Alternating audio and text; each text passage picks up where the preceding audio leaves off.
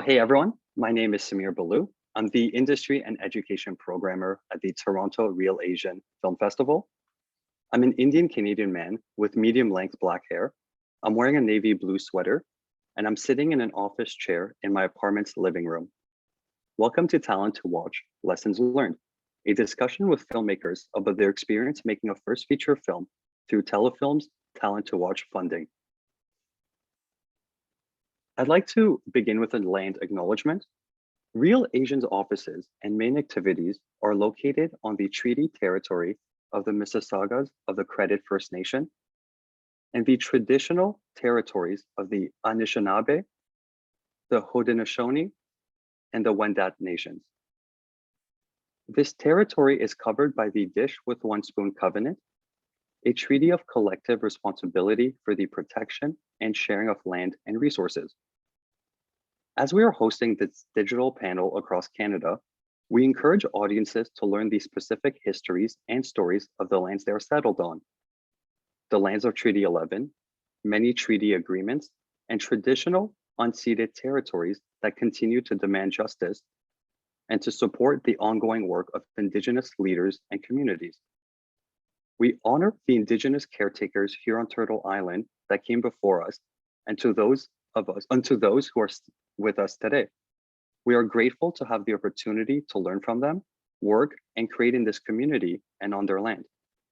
As storytellers from the Asian and Asian diaspora communities, we recognize the importance of their stories and histories told by the Indigenous communities that will educate us, give us hope, appreciation, and understanding of the land we live on. We hope to follow in their footsteps and take up critical conversations on our commitments to more abundance and complexity in Asian and Asian diasporic film and media arts. I'd also like to take this time to thank our sponsors. Thank you to the Canada Council for the Arts, the Government of Canada, Ontario Arts Council, Toronto Arts Council, and Telefilm Canada, of course. Please remember to be respectful in the session. The chat box will be monitored. Feel free to comment, chat, or drop questions into the chat, and we'll try our best to answer any of your questions. Lastly, we would love to hear your feedback about this event. Please visit the survey link in the chat box and let us know your thoughts. We'll have the QR code posted up at the end with the survey. And now I'll pass it over to Aram, the head programmer at Real Asian, who will introduce our amazing panelists. All right. Thanks, Samir, and thank you everybody for joining us tonight. Like Samir said, I'm Aram Collier. I'm the head of programming at the Toronto Real Asian International Film Festival, also a former participant in the Talent to Watch program, which was also called Micro Budget, much more straight to the point. I am a mixed race Asian male. I have short brown hair, and I'm not wearing my glasses today. I'm wearing a dark blue fleece. I'm sitting in my basement, and behind me, I got a couple of miniature lion dance puppet heads. I just wanted to thank everybody who submitted their questions, who are interested in this session. The idea behind this session was to hear first-person accounts from people who made their first features in the Talent to Watch program. So we have some wonderful guests, and the idea and the hope is that this serves as a source of inspiration, maybe some cautionary tales, or hopefully a little bit of both. But as Samir said, hopefully we get some of your feedback, and feel free to put some of your questions in the chat, and we'll work our way through those. We're going to talk to our guests for a little bit, and then we'll open it to more audience questions. But of course, you can keep it flowing in the chat. So, and then we'll wrap around 8:20 or so. So first, just going to go left to right on my screen and have our guests briefly introduce themselves. So Priscilla, can you start first and introduce yourself? Thanks, Aram. Hi, everyone. I'm Priscilla Galvez. I'm one of the producers of the feature film Islands. I am a Filipina woman with short, dark hair, wearing a white turtleneck in a small room. Behind me, there are movie posters. And yeah, I'm excited to be chatting with everyone today. All right. Thanks, Priscilla. And next, Randall, can you introduce yourself? Hi, everybody. Nice to be here and share some time with you. My name is Randall Okita. I'm an artist and filmmaker from Calgary, based here in Toronto right now. I'm a mixed Asian male with black hair and a beard, wearing a dark shirt, the variety of food stains on it, in my mostly white office, and I've got some plants behind me. Okay, thanks, Randall. And Martin. Hi, everyone. My name is Martin Edralin. I'm the writer, director, and the other producer of Islands. I am a Filipino-Canadian male. I have no hair and my head is really shiny. I'm in front of an off-white wall with a bookshelf and some plants poking into the frame here. All right. Always so nice to get a peek into people's homes and where the creativity happens, right? So we got a lot of questions from people. We have a lot to discuss, and so I wanted to start by giving an overview of your projects. If you can kind of discuss the trajectory of the project. So when you started writing it, how you decided this was the project you wanted to apply with, and so these projects take a long time. So you can also talk about the timeline of it as well. So maybe Martin, Martin and Priscilla, let's start with you. What's the kind of trajectory of this project when you started writing it to recently when it premiered last year? Yeah, so this started a long time ago. I was developing it in 2016, and every time I finish a film, I start developing something else. And originally, it was going to be like an experimental film that I was going to shoot in the Philippines, just with Arts Council money. I couldn't qualify for any Telefilm money at the time because the micro budget, to qualify for micro budget, you would have gone to film school or like the Canadian Film Center or something like that. So I didn't have any like formal training, and so I've always made films with the Arts Councils. And I guess they announced the rule change in 2018, and then I was making trips to the Philippines, looking for locations, looking for producing partners there. But then when they announced, it was first like they would change the rules. They didn't really say what they would do, but it sounded like I might be eligible. And so I pushed the film, or I put it on hold. And then I found out sort of last minute that I could be eligible. I also did Real Asian's first feature program. And I think that was even before they announced the changes, because I wanted that to be the way that I might qualify for micro budget. So yeah, when they changed the rules, I applied. I rewrote the film to be set in Canada because I thought that would help. And yeah, I mean, I'll let Priscilla talk about the timeline from there. Yeah, I guess. Well, like Martin got the I came on board after the funding was secured, so it was, or was the funding secured? I don't even know. Yeah. I just know that, yeah. So the funding was secured, and I didn't actually like formally apply for the program, but I was fresh out of like quitting my job, and Martin was looking for, at the time, like a Filipino Canadian producer, and I was emerging too as a producer. I just produced a couple of shorts, and for me it was like a really wonderful opportunity. I think it was like the perfect project for me to jump on, and I knew of Martin's work at the time, and I'd seen Whole and like respected him as a filmmaker, so it was really exciting to be approached. And I think from then on, when we decided that we'd be producing together and collaborating, that we kind of quickly went into pre-production and casting, which took several months, and it was a process and a challenge. And I'm sure we'll get to this eventually, but just, knowing that we wanted to have like Filipino speaking actors, and not recognizing that the like union pool wasn't the place to go for these characters.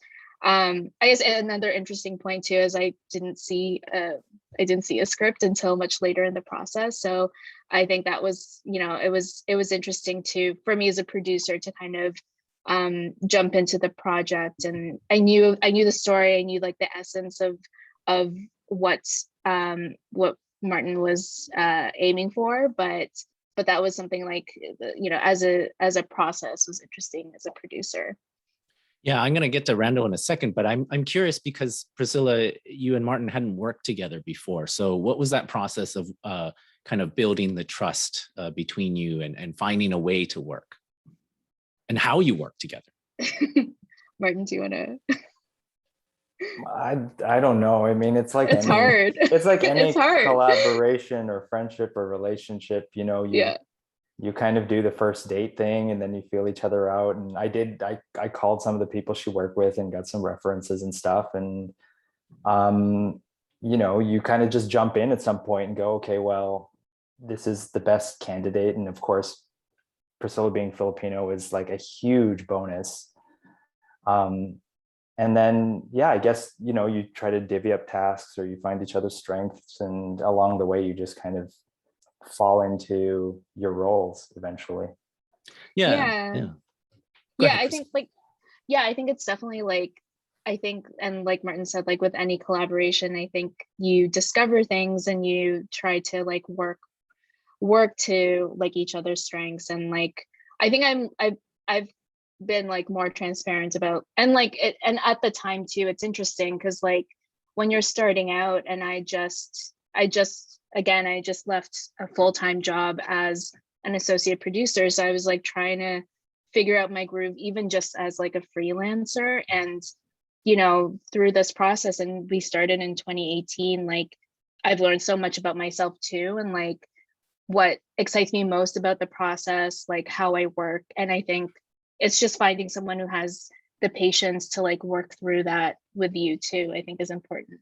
Yeah, I mean, it's a really important thing that you have this dynamic that you can create within. You're dealing with a lot of money, I mean, and you're applying as a team, right? And so it's one of the things that people in some of the questions talked about how you build a team and those kinds of things. So Randall, I know for your film, you've since made another feature which came out just last month, but your first feature, Lockpicker, you had worked with one of your producers, Jason, before, I believe, but maybe you can also talk a little bit of the trajectory of that project too, which was it kind of happened in an earlier iteration of this program, which when it was called the micro budget program. Yeah. So just going back a little bit, I was developing the project for a while.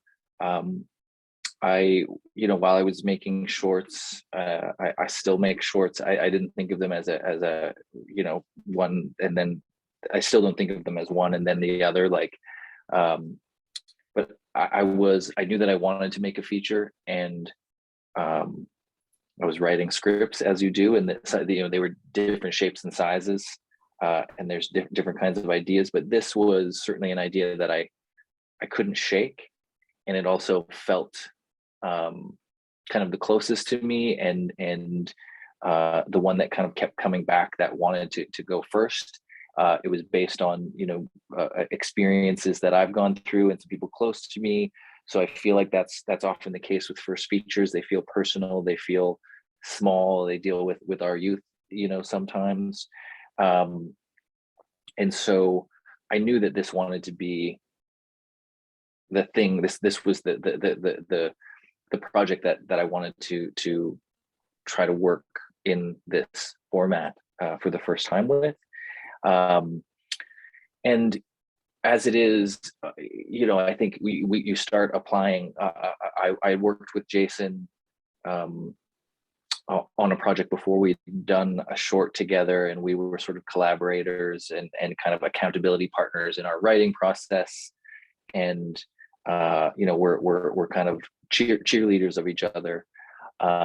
He's a great director in his own right as well, and he's primarily a director, and so we had this sort of like collaborative accountability and protection kind of partnership going. And I think we applied to a number of different things before this program, and kind of used all of those different application processes to learn and to make our project better and to keep writing, and kind of dove in.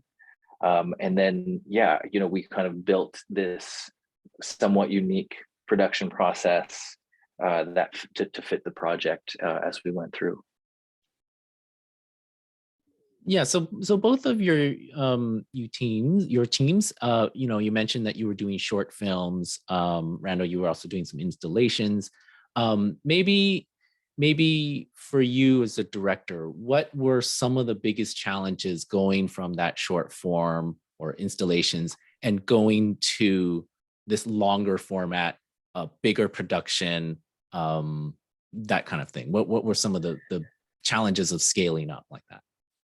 I think the biggest thing, is sort of this pressure and this expectation that we put on ourselves. I mean, I really think that's one of the big challenges, because it's such a prevalent format, and there's so many features out there, and we all grow up watching features, or most of us do, that you think you're supposed to kind of fit somewhere, and you think, or you can, and I would tend to think that I was supposed to fit somewhere, that you're supposed to know how to do things that you don't know how to do, that you haven't done yet.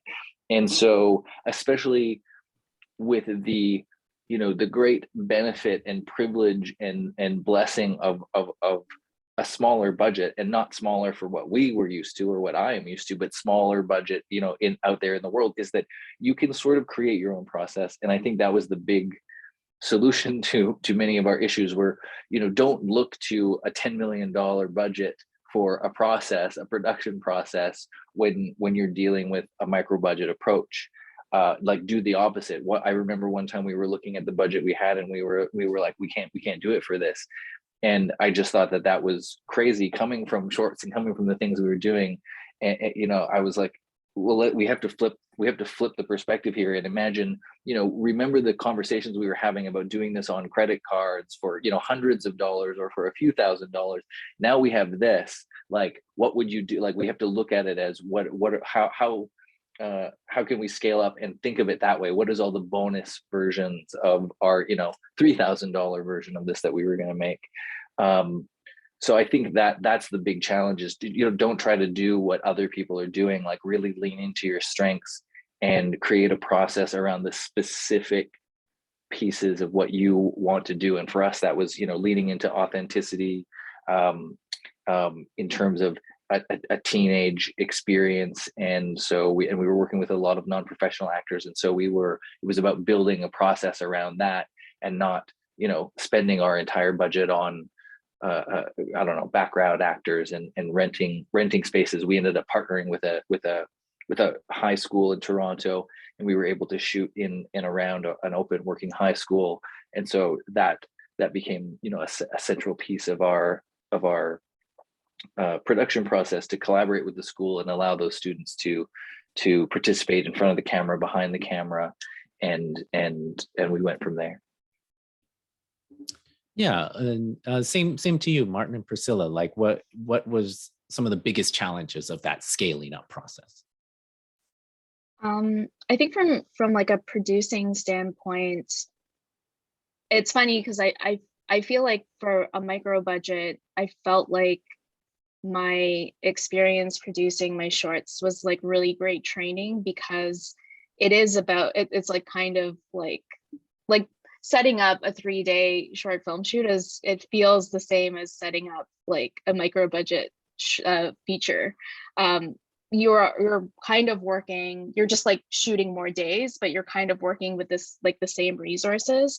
So I think it was helpful for me to have gone through the process of producing shorts, because it was like really great training, and I felt confident. I had the confidence to use the strategies that I had like collected in my experience, like filming my shorts, and applied them to the feature. I also had I worked at a production company, and like saw what a scale up production, like I experienced that as an associate producer. So it was helpful to like apply that knowledge too, which is something that you don't get to experience, like you don't really experience like producing a short film.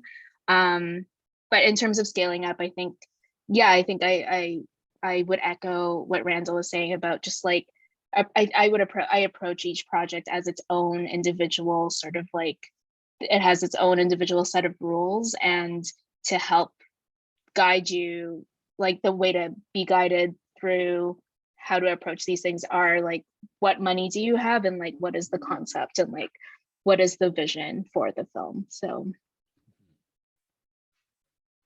And Martin?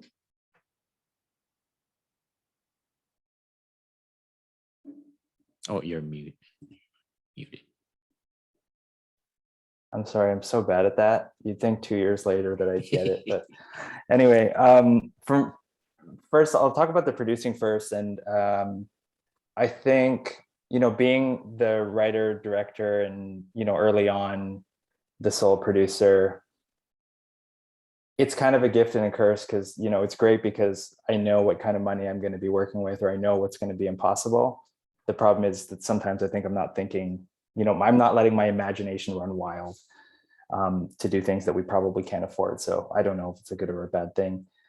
But also, you know, I was writing for a budget that was less than half of what we had in the end. So when, you know, I was going to do something with the Arts Councils in the Philippines with people I don't know in a country I don't know well, when it's like, oh, okay, so now we're going to shoot in Canada, I have more than double the budget.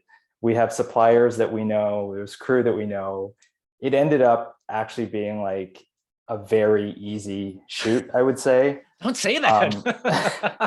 I know, and that's great. And that's great. No, it's great. It's great. So many people complain about the Talent to Watch program, and me and Priscilla were like, it was fine. Like there were really, like, I can't think of any major disasters. We had enough money, people got paid, like, but, you know, I think it was also, you know, it was unique circumstances where this was going to be made for significantly less money in a different scenario. And so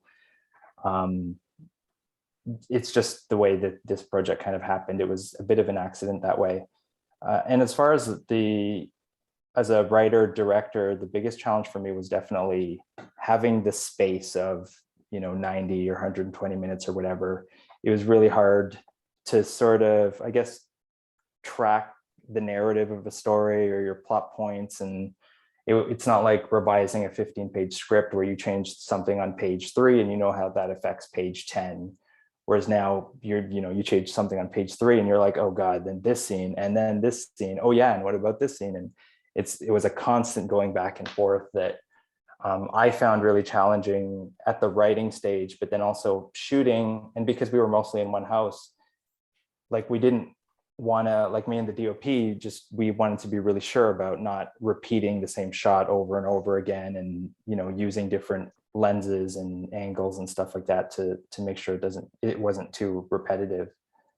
And I've found just like writing now, like other features, I'm much better at the like understanding narrative arc and stuff like that. But other than that, it was a fun shoot.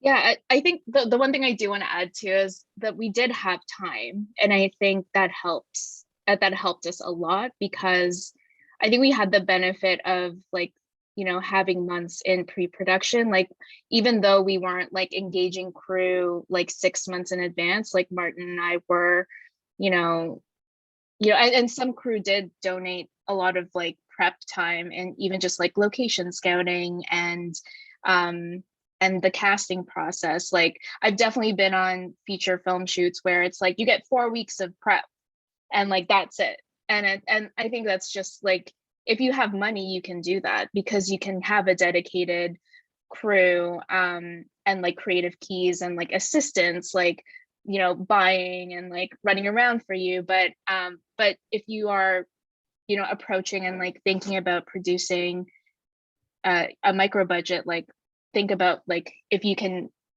add prep time to that process, I think that would like go a long way. Mm-hmm. Mm-hmm. So generally, just really briefly, how much like kind of lead time, how much prep time did you give yourself?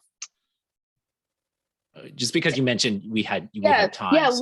we started casting in September. Yeah. So I think we had at least 6 months of like, is that 6 months? Maybe like five months of lead time, of even just like, yeah, like thinking about the project and location scouting and that kind of thing. Mhm. Yeah, like the production designer she was already doing work in December.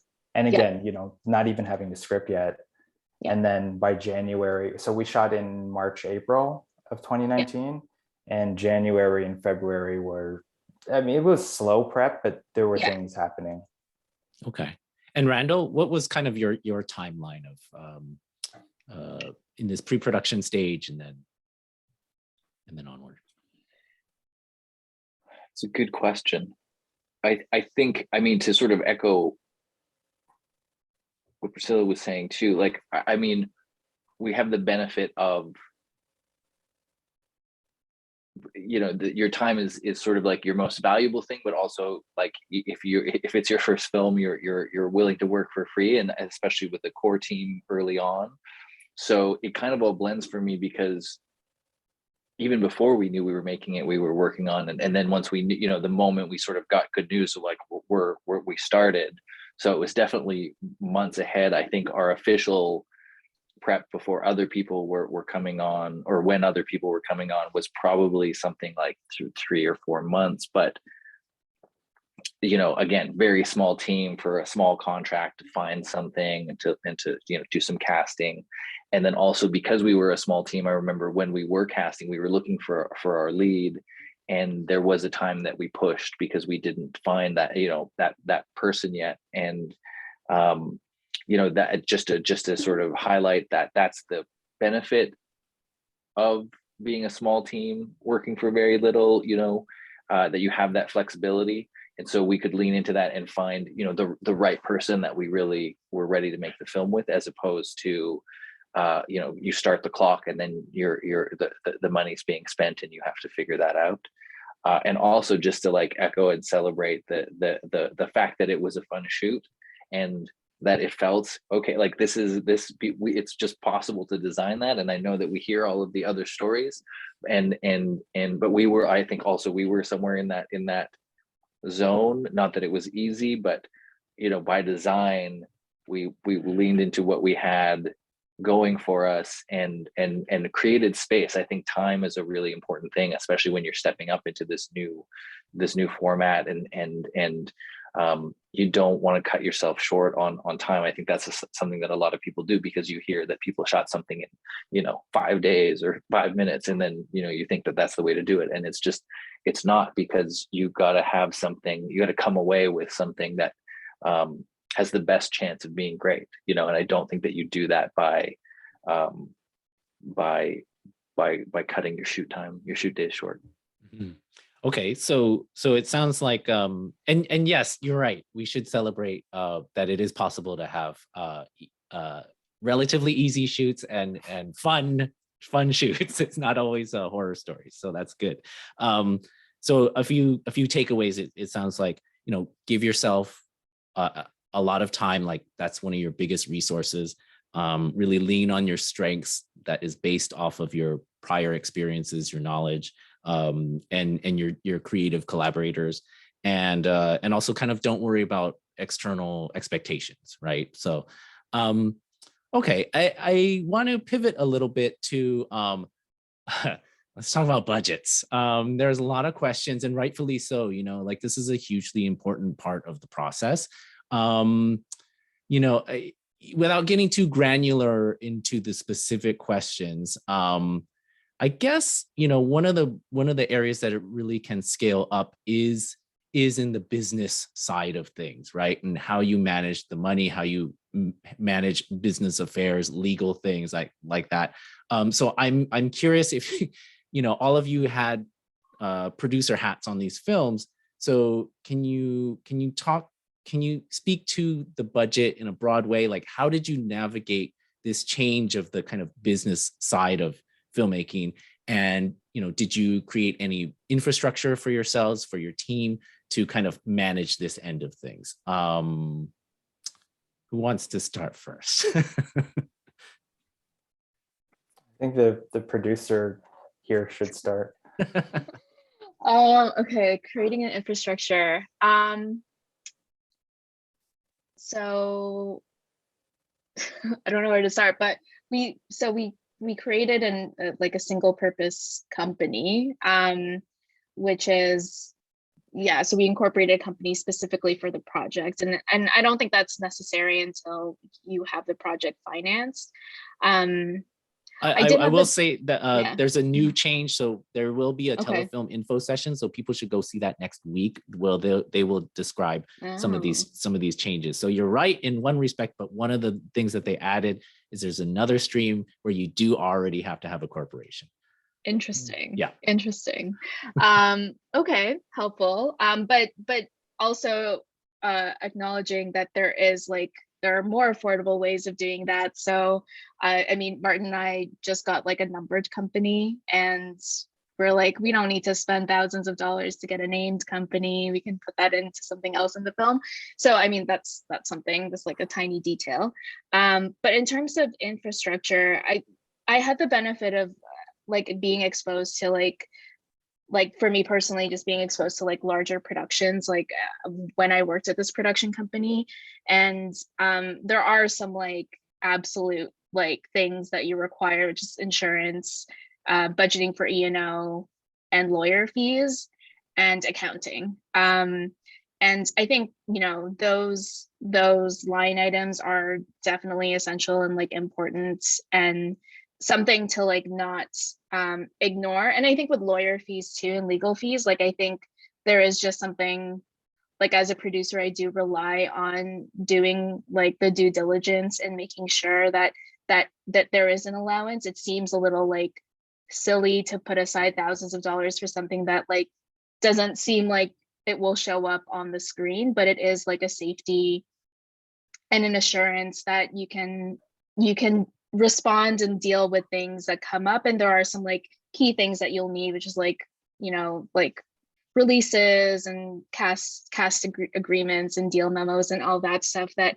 it is boring stuff, I think, but it is just like important to understand like it's like how important it is to the production.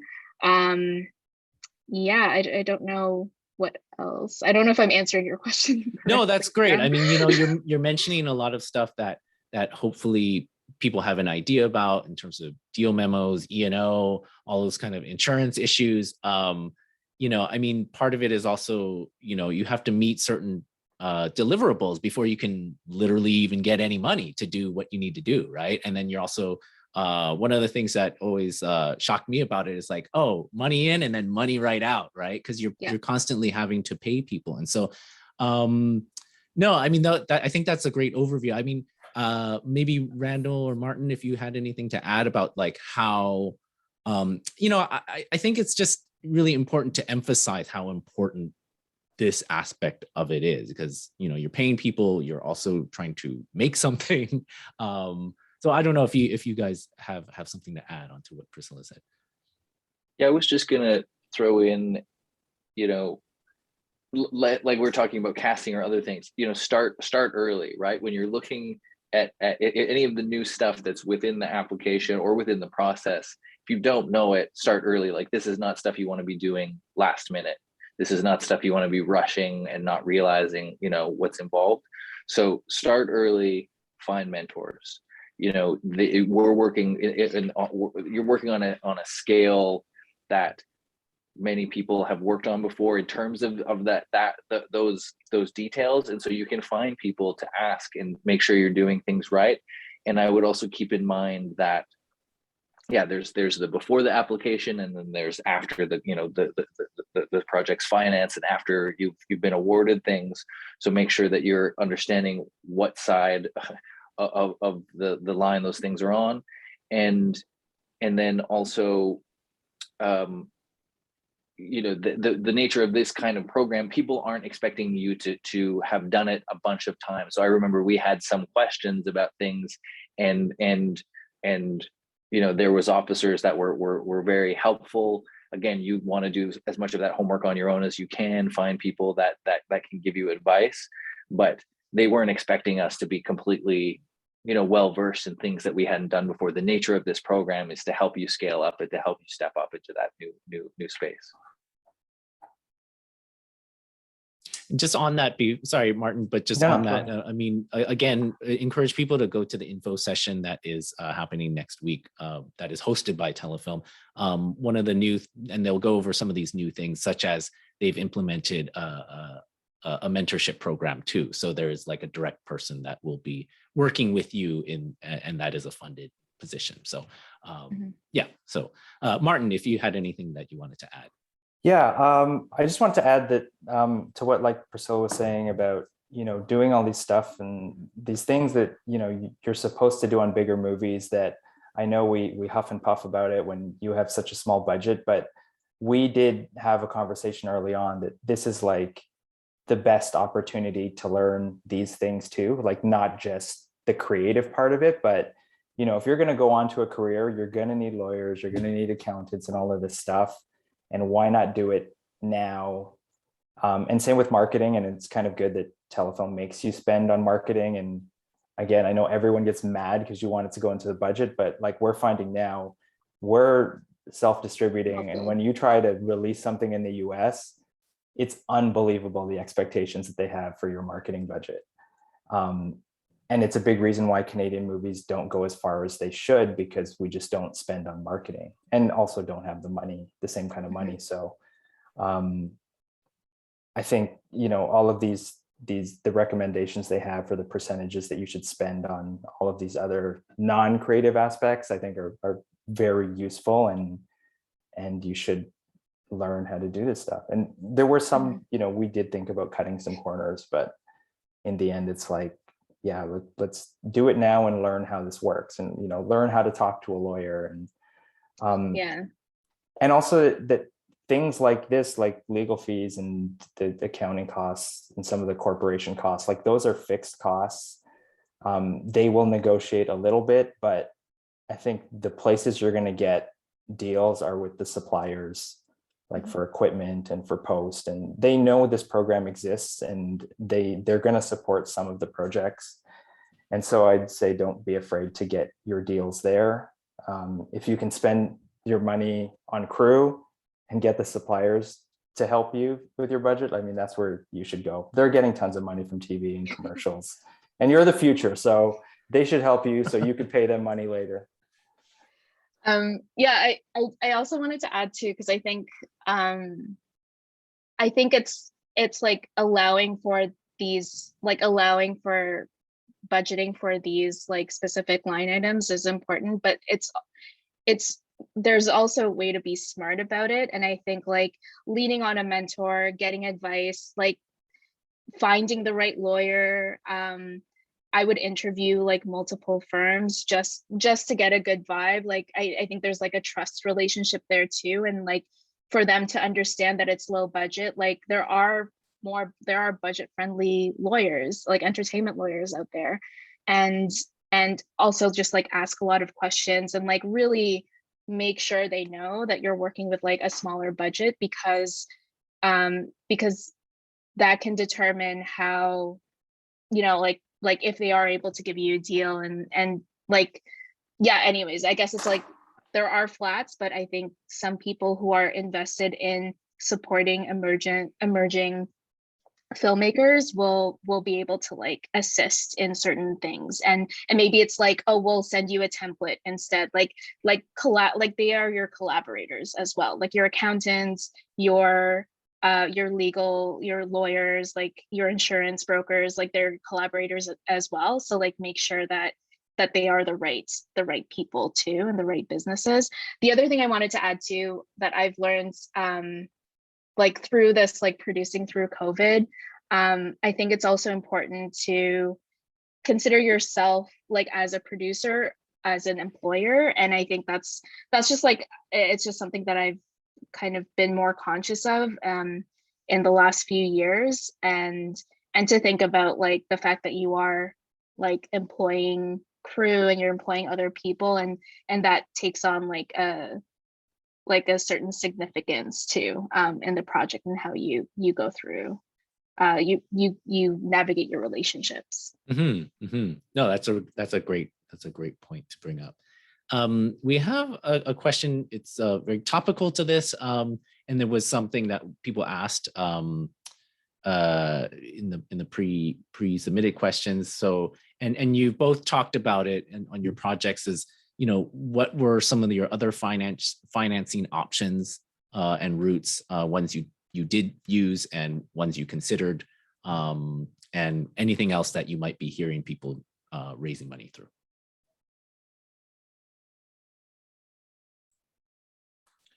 For us, no, go ahead. No, please. Okay. Again, I already had the arts councils, and so Telefilm came as a surprise, or the opportunity to apply to Telefilm came as a surprise. After that, I think the only other one we considered was the Doha Institute for post-production funding. They're like a film institute in Qatar that funds, I'd say it's artier sort of cinema, which I don't even know if our film was, I think they lean towards experimental, and I don't know if our film would have qualified, but other than that, there was nowhere else. Also because the arts councils don't let you seek other funding that has an equity investment. Like we could only get grants. Yeah. So. And was that any issue for you to have this funding and the arts council funding, or was that all like fine by both partners? It was that year because it was the first year of Talent to Watch. So I reached out to Ontario and Toronto, the arts councils, and told them I got this Telefilm money. It's a grant. It's the form of micro budget program.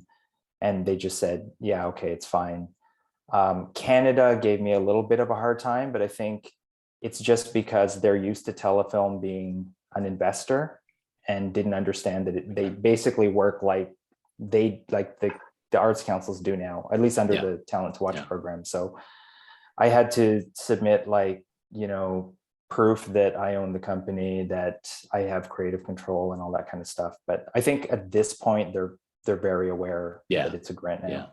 Randall, you're nodding your head too, that because you had similar funding sources from arts councils, I think, right? Yeah, that's correct. We had provincial and federal and similar trajectory in terms of,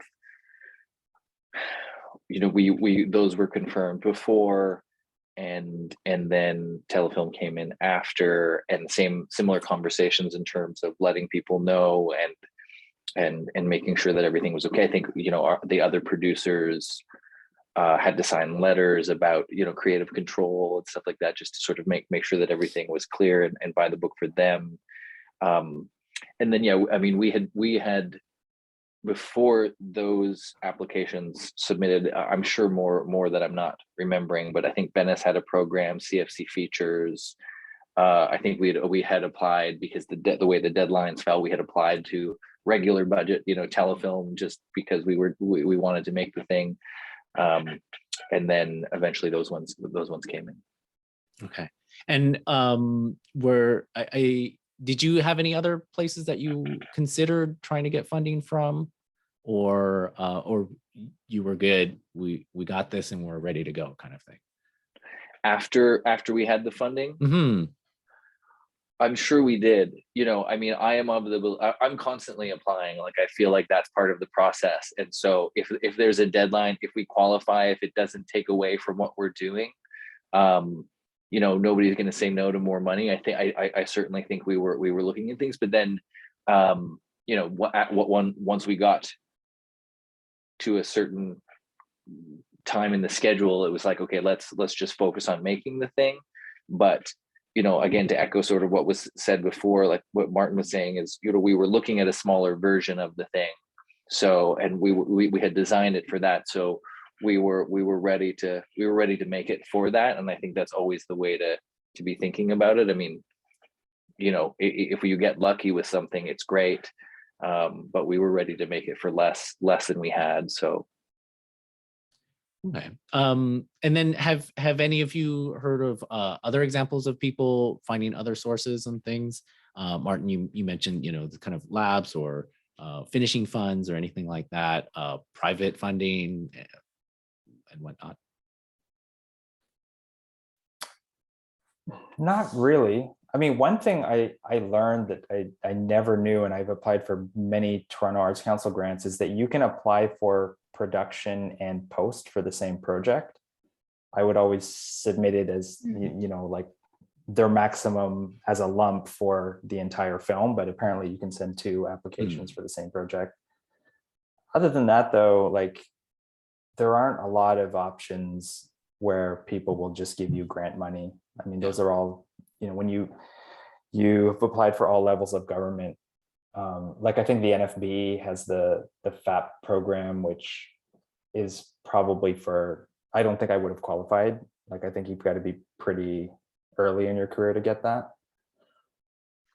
Yeah, I'm not sure. It didn't occur to us at the time, but I think maybe perhaps things are changing now with streamers, but I don't know if it is possible to do a pre-sale these days with a micro budget with like through Talent to Watch funding.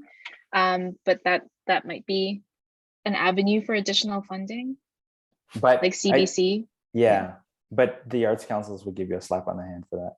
Right. Yeah. But Telefilm would probably give you a high five. Yeah, exactly. I think A again, different slap on the hand. Yeah, I think it's like assessing what your finance plan is currently and trying to see what makes sense from that. Okay. Yeah, that's a good point. The grants, the arts councils need you to remain in that space and not engage with a commercial industry that is going to want some sort of control, and so you should be aware of that for sure. Oh, and I just remembered, we did have, so it's not financial support, this wasn't production, but the CFC. It's a CFC Netflix Accelerator. It was the Accelerator program. So they assisted with marketing. It was like more in-kind services, or it wasn't like straight up cash. It was like they assisted us with getting key art done and a consultant, distribution consultant. But it really depends on what your project's needs are at that time. Yeah, well, because we're remembering things, I'll also mention the CFC also helped us with post-production. They had a fund through the Slate program to help with music composition, and then we also had a post-production in-kind donation that came from the TFCA. Yeah. All right, that's awesome. That's awesome. Very helpful to throw a bunch of these organizations and acronyms at people. You definitely like doing your due diligence and finding these sources. Where can both of you give examples of this was a question that came through, an example of budget decisions that were non-negotiable to you? And then I'm also curious, do you have an example of something that was like really excruciating to try to decide whether you could keep it or let it go, and how did you get to those decisions? Or was it smooth sailing there too?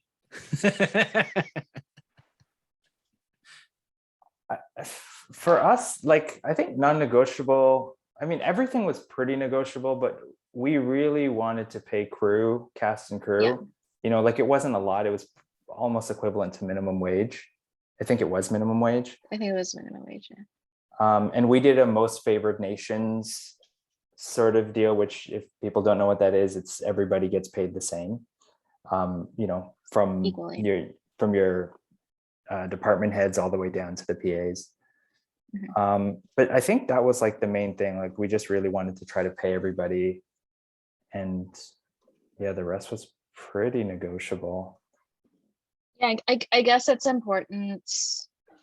I think it depends on the script too, but I think it is important to stay flexible with these types of budgets. And I mean, obviously non-negotiables, like we had to have a location. I think it's just like less dramatic for us because I think, we were lucky, we found a location. But yeah, I mean, certain non-negotiables, I think it will just, the script will determine what those are. Yeah, I think, the way we were talking about it was like like you have multiple stars, like your lead is your star, but then also in our case, about a third or a half of the thing took place in a high school. So that was another star, like that was a thing that we had to prioritize. But then also for us time, like we really wanted to take our time with it. So when you're budgeting, we were looking at our hopeful number of days, and we couldn't afford it. So then it's what you're prioritizing. So if you're prioritizing, for example, it wasn't non-negotiable because everything's on a trajectory, but because we were hoping for more days, what would we have to change or adjust to be able to get those days? So what if, what would we have to pay for locations to be able to afford that number of days? Or, how many crew members would we be able to afford if we were going for that many days, and kind of keep asking those questions. So, but that you can't have all the days, all the crew, all the stunts, all the things. So what are your key things that you want to build around, and then make sure that the script is built around that and your shoot is built around that, and then find other ways to be flexible. And I remember at one point we got to a point that the only way we could make the budget work is if we got one of our key locations, the house that the main character lived in, if we got it, I think it was donated, or it was for a very small honorarium. And we just said, okay, well, let's try, let's ask around and see if we can find that. And, eventually we did. And if we hadn't set it up that way, then, if you're paying everybody a little bit, or if you're paying everybody the same, sometimes it's worth just asking, like, what would it take to make it work the way you want it to? And then go out in the world and see if people are willing to collaborate or make deals or work it out that way. Okay. Just to kind of maybe just quickly try to put a button on this budget talk, because we have some creative questions as well. So just real quick, were there any unexpected costs that came up that people should know about? I mean, Priscilla, you mentioned, and insurance and those kinds of things, but anything within that, or just in general, surprises? I think locations is a big thing. Like I think it's hard to film in Toronto because with so much filming happening, I think certain locations have become accustomed to a certain rate.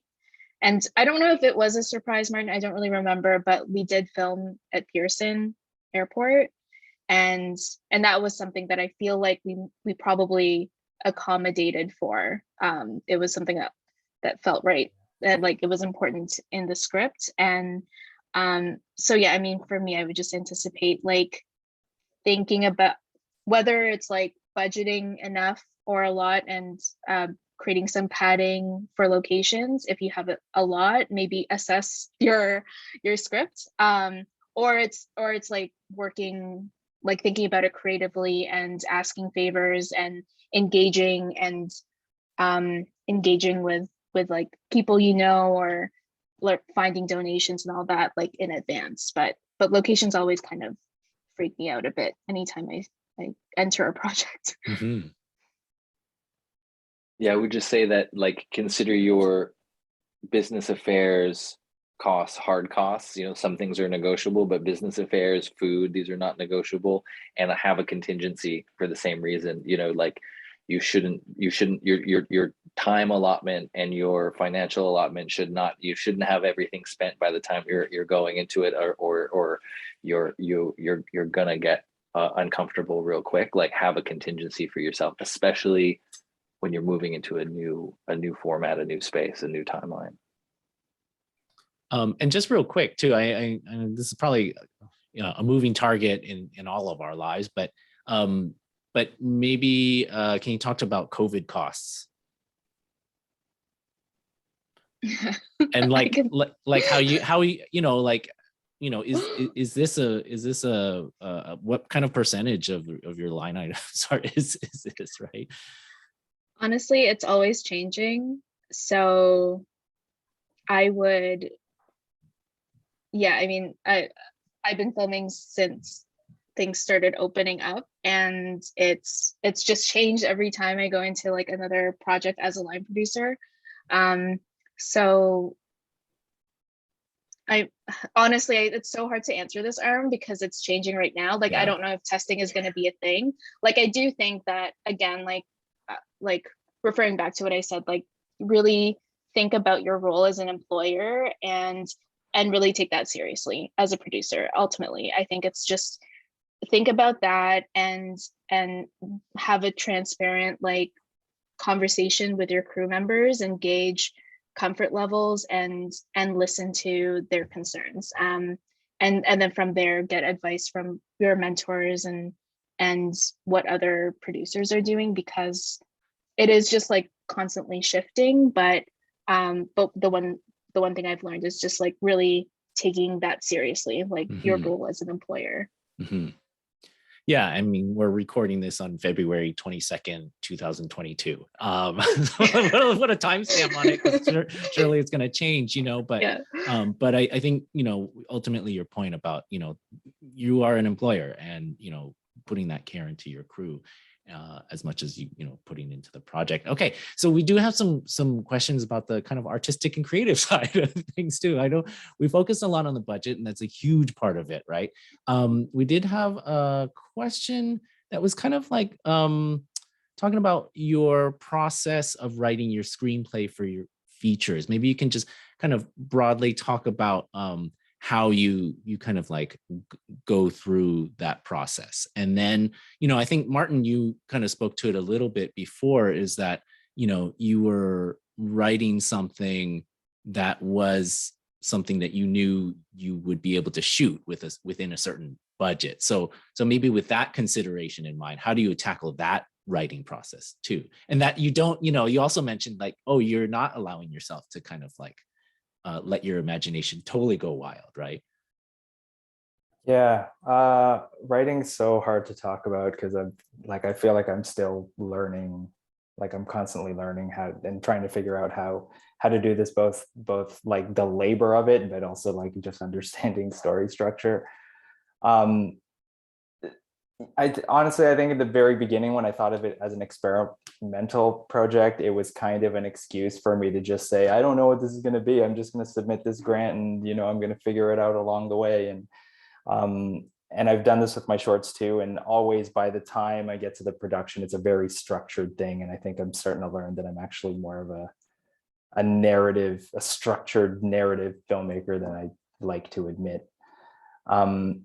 And so I think a lot of it was just, you know, I was trying to explore, I guess it started with sort of a character and an idea, and then I would just try to, I don't know, figure out a sort of arc to it. And I do many rewrites, and I don't know how other writers work, but I don't do many, like, I guess like a finished draft, like they're not really marked first, second, third, fourth draft, like as we've been talking about with Islands. I started writing in 2016, you know, we got the money in 2018, and Priscilla saw a draft in January 2019, like 2 months before we shot, probably less than that. And because I just didn't feel like I had figured it out yet, like I did tell her and Helen, our production designer, like they had an idea, and at some point, I think in December, they got at least a bit of a 1 or 2 page outline. Yeah, or beat sheet. For casting, you know, Priscilla saw pages of script that we would audition the characters with. And some of it wasn't even from the script. I would just like write scenes that I wanted to see them do. And like after that first draft, there was maybe one more right before production. It didn't change massively. It was more like, because we knew the cast, I could write to them a little bit better, maybe change some dialogue. So yeah, it's a lot of me just writing and rewriting and rewriting and rewriting until I feel like it makes sense. Sorry, 2 years in. Priscilla, I'm curious, how did you feel about this? About Martin's process, and only seen the script a couple of months before you're shooting? I don't know. It's interesting. I was just so excited to be working on the project. And I think at one point as a producer, and I felt this, I've been line producing the last couple years too. And I feel that like before I sign on a project, I'm pretty much committed to like the director's vision. And at that point, I'm just there to like facilitate and like, you know, get the things that you want to like be on the screen. So so yeah, I think it was my first feature. I'm not sure how I would feel on the next project, like not seeing a script right away, but again, I had pieces and I knew I had an idea of what it was going to be about. There were characters, and there was a team that we were building, and I can start to envision how it was coming together. So it didn't take too much of, I didn't feel so insecure that I was like walking into something that I didn't understand 2 months before production. It wasn't coming back with an action movie. Yeah, exactly. And I just want to add that, you know, for me, I know that like Priscilla, especially Brian, the editor, I know they're going to have notes, and I felt like I knew what I always knew what was wrong with it and what had to be fixed, and I wanted to make sure those things were fixed. And I truly felt like if I had sent them the script, they would just give me the notes that I knew already. And so it was part of it for me is having them as a sounding board when I've gone as far as I can go, and not have them, you know, if I have them reading it every 2 weeks or something like that, they're going to be just as lost as I am. Mm-hmm. And had I thought I figured it out earlier than that, I would have shared it then. It really wasn't about procrastinating until production. Yeah.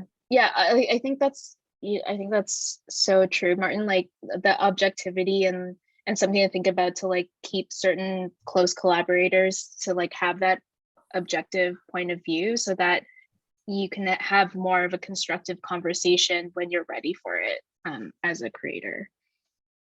Yeah. So Randall, what about a little bit about your writing process? Is it similar to what Martin described, or do you have a different process when you tackle these larger projects? Wait, I wanted to ask, can I ask Martin, did the script change a lot when you decided to change locations, like countries? Yes, massively. And do you feel like that made it better? I don't know. It made it different.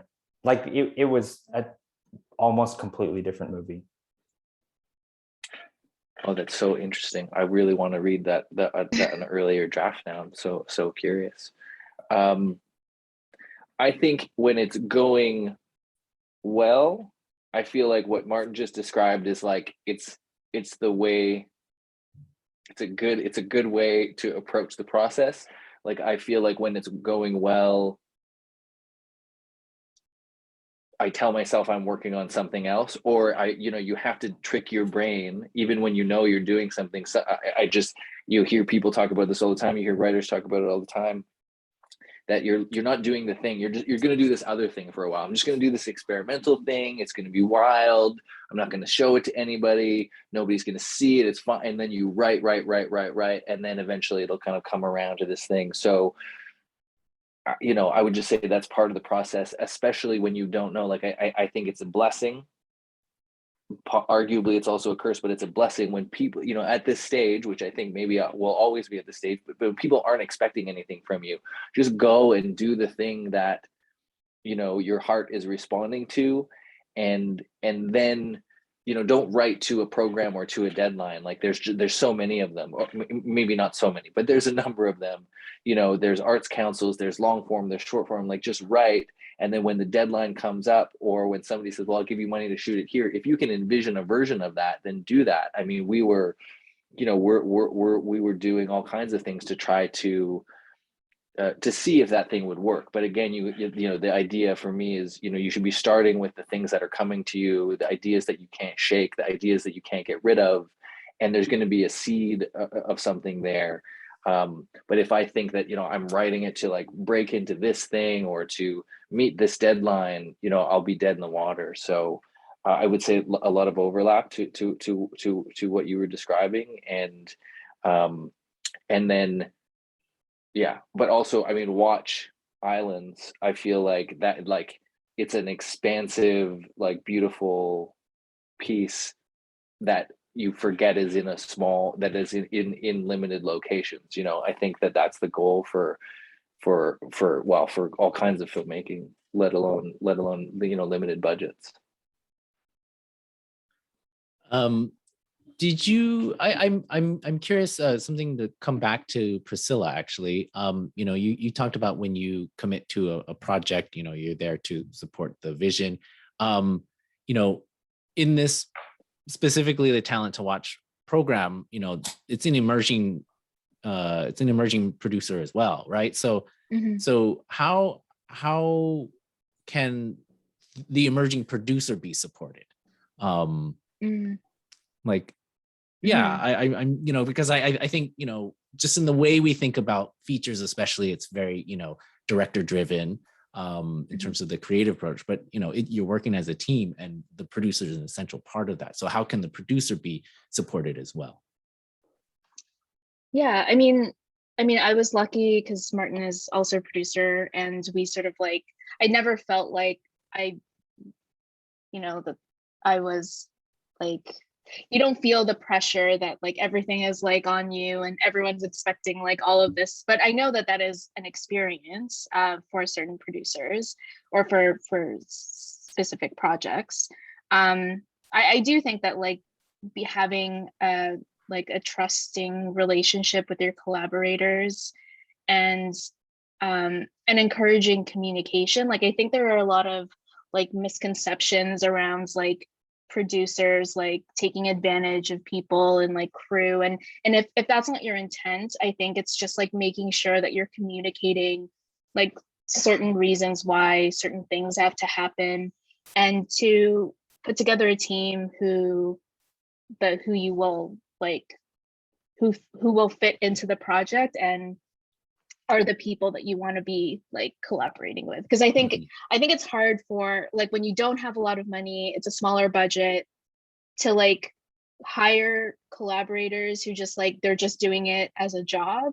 That's like a recipe for disaster, because they'll never be fulfilled, because you'll never give them like what they're looking for if it's just a job and it's just money that they're in it for. So I think that process, and it's one of my favorite parts of the process as a producer, of just like seeing the team come together and it feeling right, and again like investing in that time and like interviewing or meeting, you know, the people that you're going to be spending like weeks or a few months with.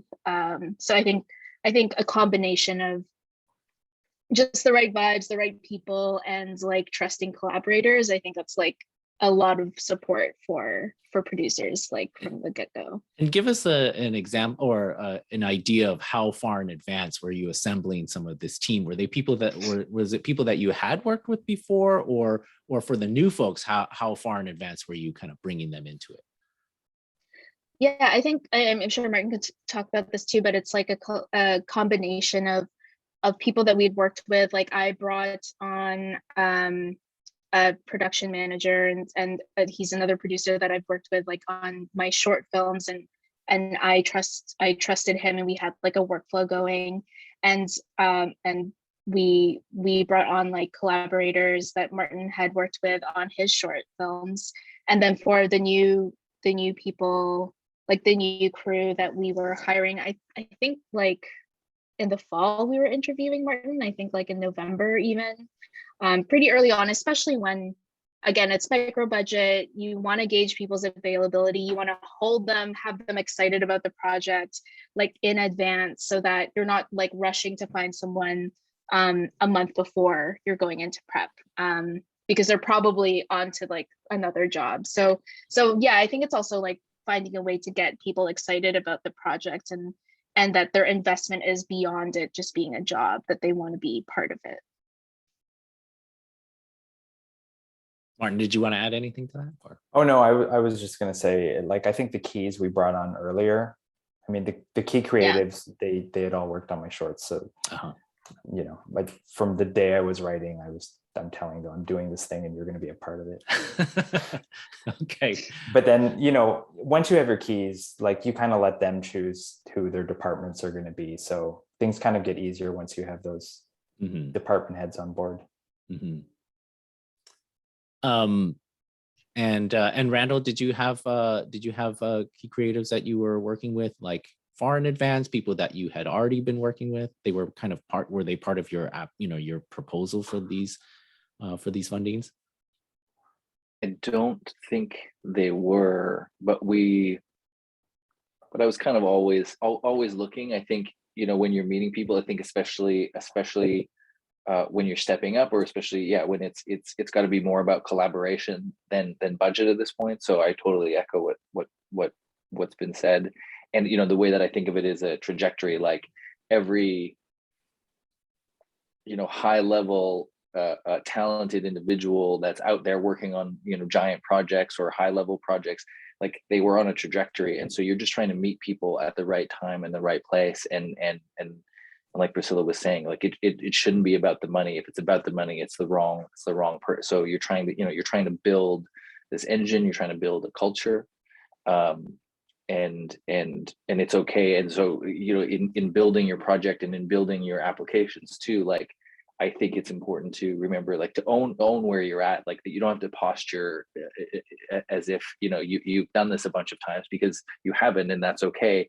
You just have to own the things that you have done in your own space and your own voice, and speak to the story that you want to make, and own that you have a plan to get there, but that it might evolve along the way. Like that's a big part of, I think, what makes a good application is not or a good interview is not the posturing of like, this is what it's going to be. It's more, here's what I've done, here's what I'm interested in doing, and this is my plan to get there. Here's some things that I'm going to avoid doing, and here's some things that I'm really going to focus on getting right.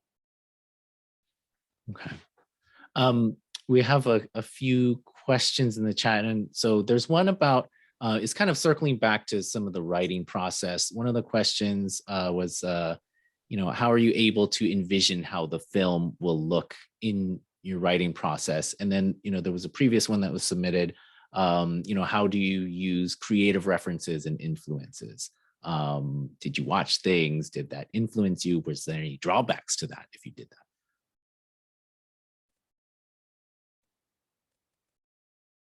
that? I guess, okay, I'll go. As far as references, early on, I am looking around a lot, and I guess at different points in the writing process, definitely when I'm struggling, I'm looking for references. This film was really hard for me to find the tone of it, because all of my films have been, or my short films were like pretty quiet and heavy, and this was going to be kind of louder with a little bit of humor. And so I was looking for influences for the tone in particular. And I remember there were points where I sent Priscilla and the keys a bunch of references, probably like a list of 7 or 8 films where they were probably going like, I don't see the connection here. But it made sense to me. And in the end, even looking back now, like I don't feel like Islands, like I don't think anyone would look at any of those movies and be like, this I could see where this is coming from. But in a way, I think it helped, because it was sort of like you know, you mix them up in a bag, and then this Islands might have come out of it. And sorry, what was the first part of the question? Oh, just like when you're engaged in the writing process in the kind of like earlier stages, like how do you envision how the film is going to look? I don't know. It's not a great answer, but I think as filmmakers, it kind of comes naturally as you're writing. And, you know, I read a lot and my brain is activated through that. And I think it's the same thing when I'm writing. I see it as I'm writing. Mm-hmm.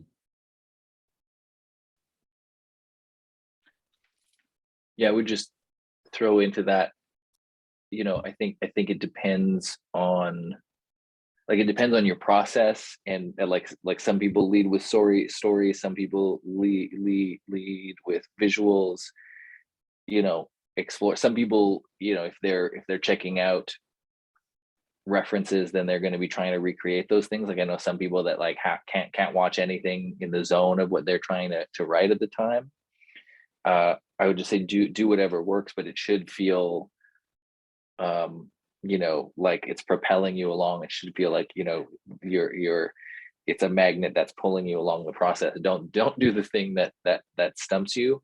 And I like Martin's description of the references, because I feel like that's how you know you're onto something. If you're hearing too close, like if you're trying to remake something, or if you're too like, it should always be just outside, or just some weird combination of something you've done before and something somebody else has done, because you should be trying to fill a space. Or it should, to me, it's most exciting when I'm trying to articulate something that I can't quite point to that exists in the world.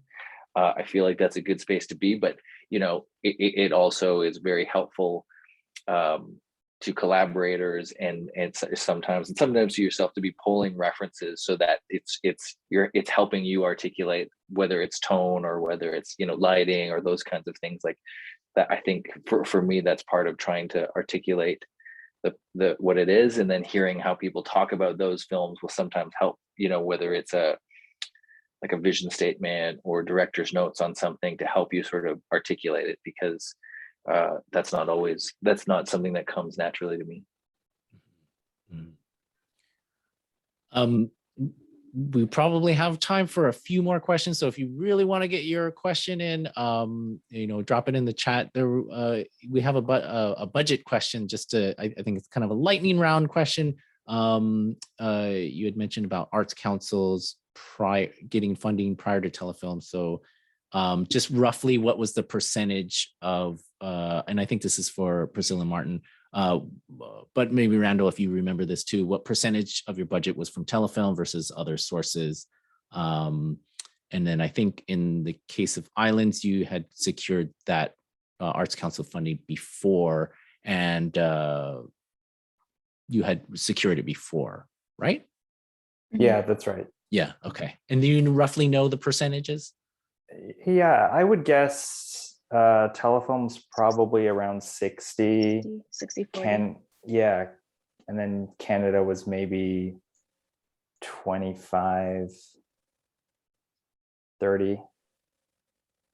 Yeah. And then Toronto would have been like 5%, and then Ontario would be the rest of the math. My brain is too slow to do right now. 60-40. Do it on the spot. Yeah, there you go. 60-40. And Randall, do you recall?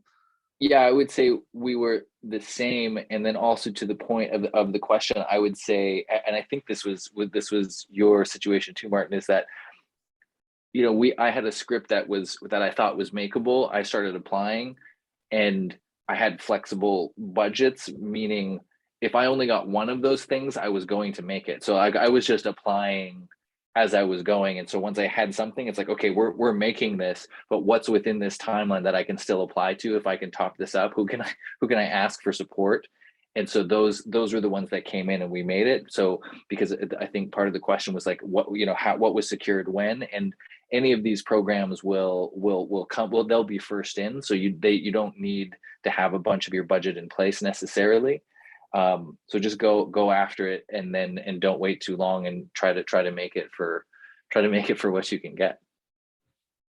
I actually wanted to ask something that I think, Randall, you kind of touched on in the beginning, and you talked about how the first feature can be a very emotional investment in a way, and that oftentimes you're telling a very personal story, right? So can each of you talk about like this, now that you have a little bit of distance from this first feature project, like what was some of the kind of emotional investment or even emotional or personal costs to it as well, right? You also mentioned some of the weight of the expectations and those kinds of things, and then how do you find your way through that, and then also how you look back on it now too. Randall, you wanna go with that? Yes, sure. Well, one little thing that I would say that I always think of is like, what would your 60-year-old self say, or like whatever, what advice would you give? Do you think your older self would give to your younger self? And I feel like this applies at all stages, but it's usually the same for me, which is something along the lines of like, keep doing what you're doing, but relax a little bit. Don't be so hard on yourself. And I feel like that's kind of a big part of it. don't let other people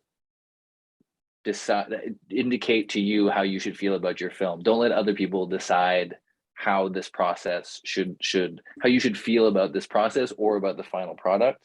And do things that you are going to be proud of, like for yourself within the process. The process is so important, obviously, to the product, but like if you engage in a process that you are proud of, that you believe in, if you take care of your crew and you create a culture that is caring and collaborative, you're going to get the best product for what you have, and you're also going to be proud of the process that you engaged in.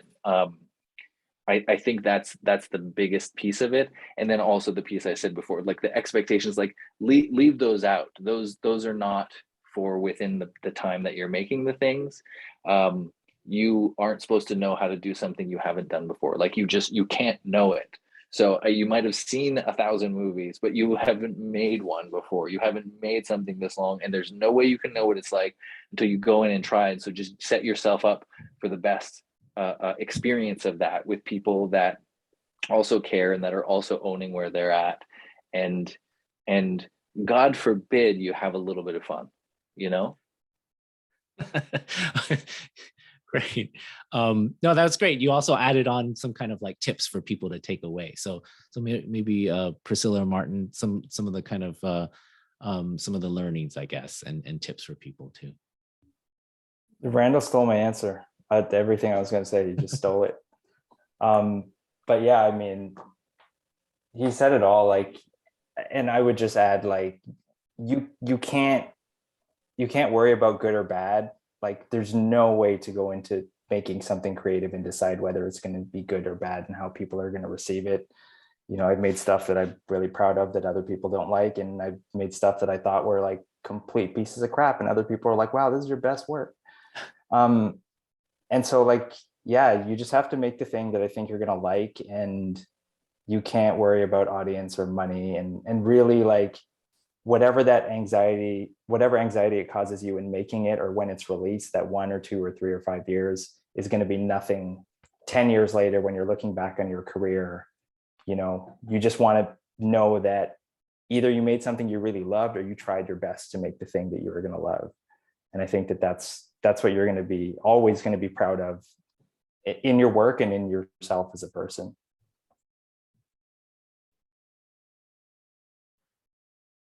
Priscilla? Me. I guess, I don't know if this is related to the question, but the only thing I would add is that I think the decision as a producer and as a collaborator, as a creator, to like produce a micro budget feature film is not like a decision to take lightly. And I think it is important that the reasons why you are doing it, to just assess why you're doing it and to make sure that you are passionate about the project and the creators behind it, because it's like a 3 to 5 year relationship. So I think it's just like important to, to just reflect on that and make sure that you're not just, saying yes to something because, like, for me, it just like felt right. And I think, I think it's just like not a decision to take lightly, and it's just important that you don't let your collaborators down either, and to know that it's going to be a long-term thing. Mm-hmm. No, that's great. I love all your answers, and it's so valuable to hear your first person experiences. We're just about out of time, but I wanted to hear from each of you. Was there anything you want to plug, or things that you're working on next, or things that we can look out for you and look forward to from you? Priscilla, maybe you can start. Look out for Islands being released this year. I can't say too many details, but just keep an eye out. I will put in the chat our Instagram so you can follow us. But yeah, stay posted. All right, awesome. I think we can say it's going to be released in April. Okay, we can say now. We could say April. We don't, the exact dates are still TBC, but mid-April. That's great. So if you didn't get a chance to catch it yet, this will be your chance. So really looking forward to that. Randall? I've got a film that's available, it's streaming right now, called See For Me, that came out at the beginning of the year. So check that out. It's a thriller. It's quite different than the Lockpicker. The Lockpicker is also available, but I also want to plug Islands because I saw it at the festival and it's amazing. It's spectacular and it's a beautiful, beautiful piece of work. And I feel like everybody should check it out. All right. Well, I wanted to thank the three of you for joining us and giving us these perspectives. I did just want to remind people that let's see, there's a few things I want to remind people. Again, that info session that Samir put in the chat is next week. I believe you have to register tomorrow or something. Like look it up on Telefilm's website. Do your due diligence like these folks have talked about. Give yourself that lead time, your chance to read through all the details, decide if this is right for you. Real Asian's submission to the Talent to Watch industry partner stream is due on March 8th. So go to realasian.com for information on that. If you have a short film or a feature film, you want to submit it to Real Asian, the 2022 Real Asian Film Festival. The call for submissions is opening up on April 4th. So go ahead and look for that on our website or on Film Freeway. And that's pretty much it. So again, want to thank you all and have a good night. Thank Oh, I think Samir's you. gonna come back. Oh. Yeah, okay. So yeah. Hey, thanks so much, Aram. Thank you so much, Aram, Priscilla, Randall, and Martin. That conversation was super insightful and hopeful. I just want to share a couple of resources quickly.